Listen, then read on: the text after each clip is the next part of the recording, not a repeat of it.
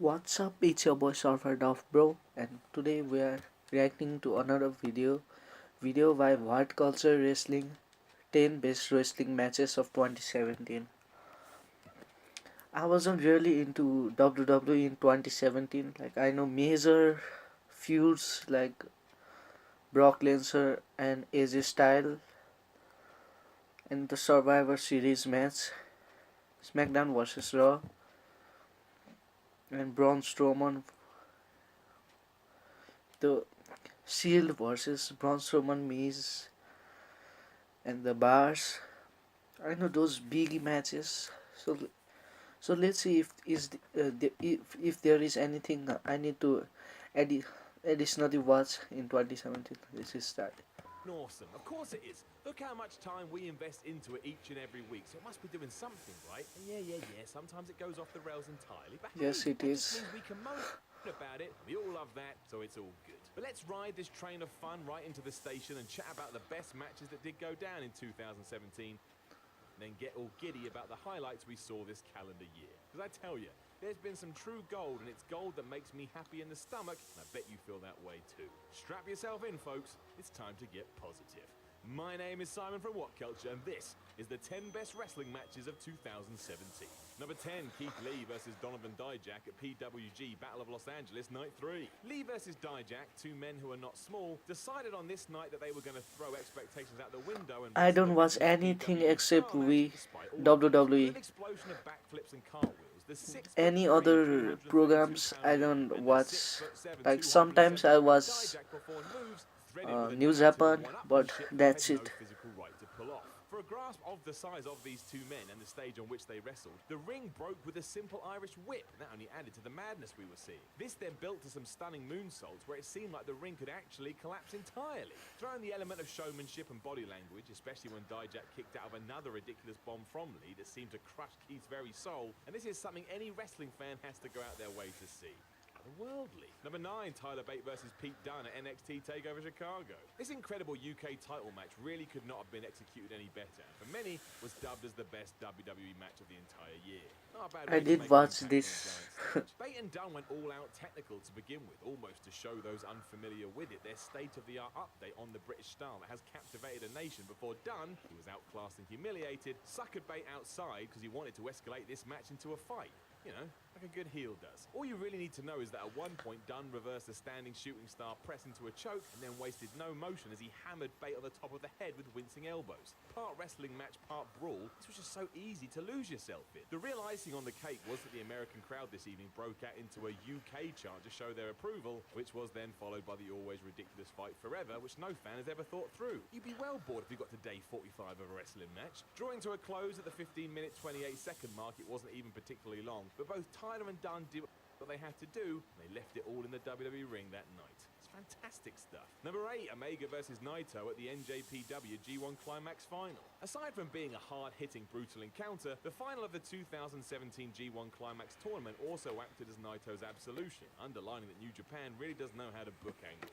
Naito won the 2013 tournament to little fanfare as he failed to cement his place as the next guy after Tanahashi's powerful reign. His self-proclaimed status as the top star of New Japan rang hollow. It was on him to try and convince everyone that it was actually the case. This brought us to the 2017 final opposite Kenny Omega, and it cemented this entire career arc. Naito decided to put his physical well-being on the line with a series of nut spots and took a DDT into the ring post for his art. He emerged as an undisputed top star of New Japan, destroying himself to prove that he was worthy of the accolade. Let's not also forget that during this brawl, Omega drilled Naito with such brutal V-triggers that anxiety superseded the drama at the finish. It actually looked like he was trying to kill him, and to not get caught up in all of this was next to impossible. WWE can never be this brutal. It's always PG. Gone too far. It's powerful stuff. Number There 7, are even Okada no versus bloods Suzuki now. at NJPW The New Beginning. This was almost old school wrestling at its finest.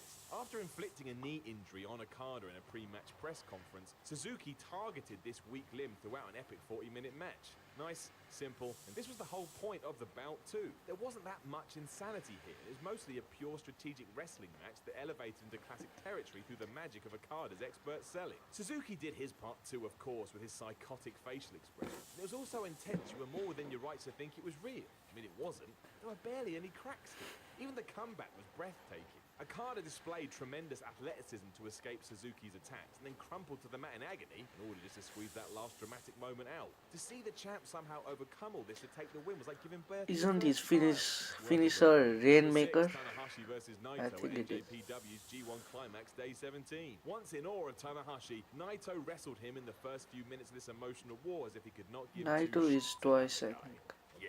Then Tanahashi slapped him twice to underline the fact he was the heel, despite the fact he was essentially fighting on one arm due to a torn bicep that the crowd were very well aware of. That was the point. As Naito worked over the bandaged bicep, Tanahashi's selling was so consistent and so believable, he started to split the crowd with some legendary psychology. Tanahashi performed here with genuine character complexity, creating an internal conflict within the fans as they tried to decide who to root for. With the time limit hovering in the background, the last few minutes developed into an unbearable level of drama. It saw Tanahashi lock Naito into a second cloverleaf as referee Red Shoes threatened to throw the match out without realizing that Tanahashi was destroying his own bicep just to maintain the pressure. An ingenious lesson in how to use a wrestling brain. This was fantastic.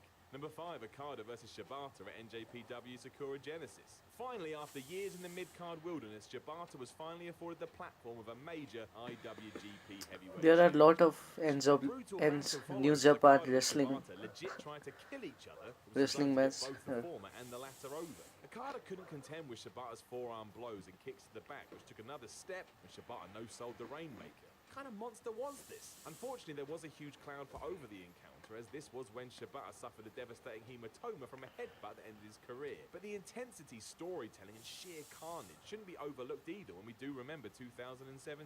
This really was one of the most absorbing wrestling cautionary tales ever told, for better or worse. Number 4, Will Ospreay versus Kushida at NJPW, the best of the Super Juniors final. Will Ospreay has just got better and better throughout 2017, and the perfect evidence for this was his outstanding battle of the Super Juniors final opposite Kushida. The UK sensation let out such believable, agonized howls that you could totally believe his opponent had wrenched his arm out of his socket each time he went on the attack, and some of the counters and transitions pulled off here defy belief. It even had some serious profanity from Ospreay that may sound a little trite out of context. When it happened, it really added to the intensity of the match. Will was pissed, and he wasn't going to go down easy. It was the sickening reverse apron Frankensteiner spot that stole headlines, but the real story was Kushida and Ospreay's performances that probably underlined how good they both were and why we should all be pleased they exist in pro wrestling today. This was awesome. Number 3, Okada versus Omega at the NJPW G1 Climax Day 18. What Okada and Omega achieved in the ring together throughout 2017 was pretty damn special. We're never going to agree on which of their trilogy was best, but the third bout in the series was essentially a sprint match that somehow stretched out to 25 minutes. NJPW is just the best promotion of wrestling ever.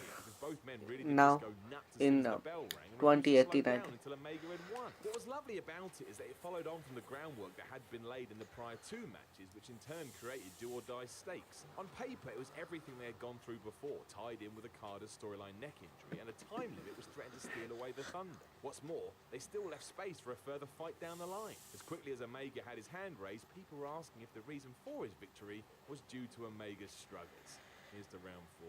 Number 2, Okada versus Omega at NJPW Wrestle Kingdom 11. Okada and Omega did everything possible here for almost 46 minutes. Top rope dragon suplexes, dangerous table spots, sick drop kicks to the back of the head, insane moonsaults, V-triggers delivered with copper rage. It did it all and in turn made both wrestlers feel like they were the very best the world had to offer. Even with all this, there was a very set storyline that pushed it forward and kept you invested, which was simple. Could Omega hit the one-winged angel? Could Okada withstand it? Amazingly, New Japan left that Their moves are so brutal.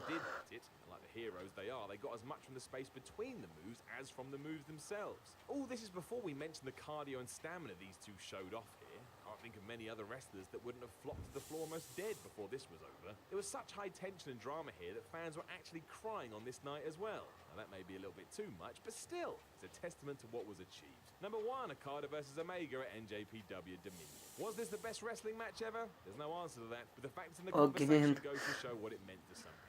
An hour-long draw that didn't feel like it at all. This was a multi-layered athletic masterpiece of subplots performed by 2 guys with the ability to create a classic. Okada's injured knee, Cody's teased towel throw, the shocking detonation of the one-wing angel, and the even more shocking rope break. This was an absurdly rich performance that can be watched over and over as you start to see things you didn't see first time around. The timing of Okada's drop kicks in the final act was tremendous given how knackered he must have been. The near falls tricked everyone each and every time. The greatest spot of the match, however, came as Okada teed up the Rainmaker, only for Omega to fall to his knees in exhaustion, evading it by accident. I think this was that psychology thing we hear all about. I'm sure they'll have a fourth before all is said and done, but even so, this is a classic and the best of 2017.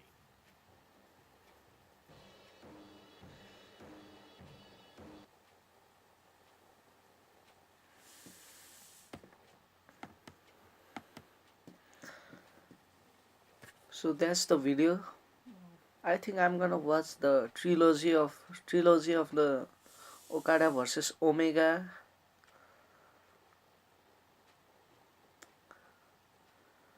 So be sure to check out the original video, link in the description, and subscribe if you want to, and like the video. Bye.